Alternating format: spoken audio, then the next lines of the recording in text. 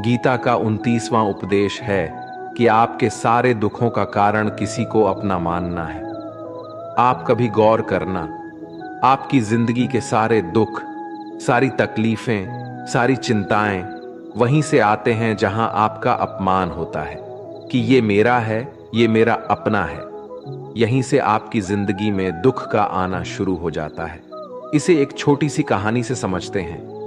एक व्यक्ति के पास एक बहुत बड़ा महल था। उसने जिंदगी भर की सारी संपत्ति लगाकर उस महल को बनाया था।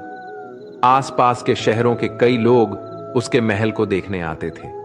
कई बड़े बड़े सेठ उसके महल को खरीदने की कोशिश करते थे। इसलिए वो महल उसका अहंकार हो गया, उसके जीने की वजह था। उसका उस महल से बहुत लगाव था। एक दिन उसके महल में आग लग गई और वो कहीं बाजार गया हुआ था। जब वो घर लौट कर आया तो उसने देखा कि उसका महल तो आग में जल रहा है।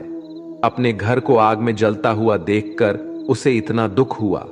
उसने कहा, अगर ये महल नहीं रहेगा तो मैं भी जिंदा नहीं रहूंगा। अगर मेरा महल ही जलकर राख हो जाएगा तो मैं जी कर क्या करूंगा। वो भी उसी आग में छलांग लगाने की कोशिश करने लगा तो किसी दूसरे व्यक्ति ने उसे रोक लिया और कहा कि भाई, ये जो तुम्हारा महल है, इस महल को तुम्हारे कल बेटे ने किसी और को बेच आया है। जब उसे पता चला कि ये महल अब मेरा नहीं किसी और का हो चुका है तो उसकी सारी चिंता खत्म हो गई।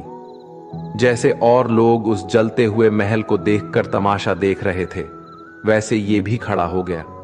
इतने ही देर में उसका बेटा आया। वो अपने बेटे को देखकर बहुत खुश हुआ। उसे आशीर्वाद देने लगा कि तेरे जैसा बेटा तो बहुत भाग्य वाले माता पिता को मिलता है। तुमने तो मेरी जिंदगी बचा ही ली। आज इस घर में आग लग रही थी और तूने कल ही इसका सौदा कर दिया।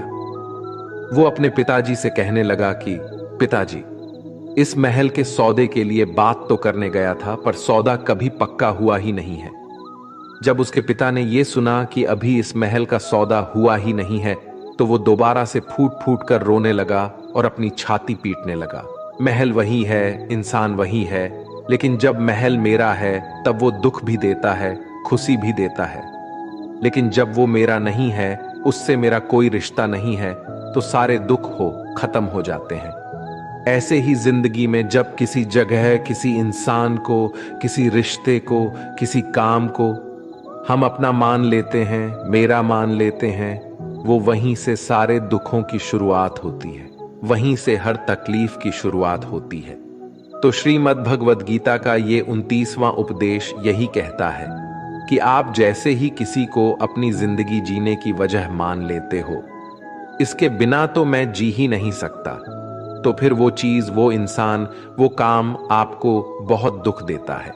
दोस्तों, इससे पहले कि हम 28वें उपदेश पर जाए, आपसे विनती है कि अगर आप इस वीडियो से कुछ भी सीख रहे हैं तो इस वीडियो को एक लाइक कर दीजिए और इस चैनल को सब्सक्राइब कर लीजिए।